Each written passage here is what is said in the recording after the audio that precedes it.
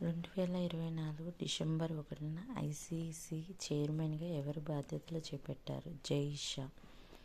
2024 పురుషుల junior Asia cup ఫైనల్లో భారత్ ఏ దేశాన్ని ఓడించింది? పాకిస్తాన్.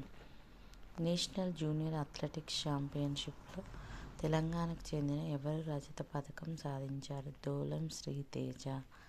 2034 ఫిఫా ఫుట్బాల్ వరల్డ్ కప్ను ఏ దేశం ఆతిథ్యం ఇవ్వనుంది? Saudi Arabia.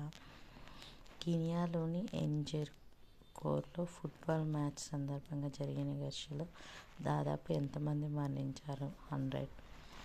భారతీయ పర్యాటకులు వీసా లేకుండా థాయిలాండ్లో ఎంతకాలం ఉండవచ్చు? 60 days.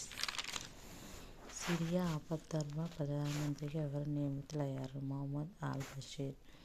భారతదేశం ఏ సంవత్సరానికి తన సొంత అంతరిక్ష కేంద్రాన్ని ఏర్పాటు చేసుకోవాలని ప్రకటించింది? 2035. 2024 డిసెంబర్ 1న ఎఫ్బీఐ డైరెక్టర్గా ఎవరు బాధ్యతలు స్వీకరించారు? కశ్యప్ పటేల్. 2024 డిసెంబర్ 1న బ్రహ్మోస్ ఏరోస్పేస్ సీఈఓగా ఎవరు బాధ్యతలు స్వీకరించారు? జై తీర్థ Raghavendra Joshi. Indian navy day ఎప్పుడు జరుపుకుంటారు? డిసెంబర్ 14. ప్రపంచ ధ్యాన దినోత్సవం ఏ తేదీన జరుపుకుంటారు? డిసెంబర్ 21.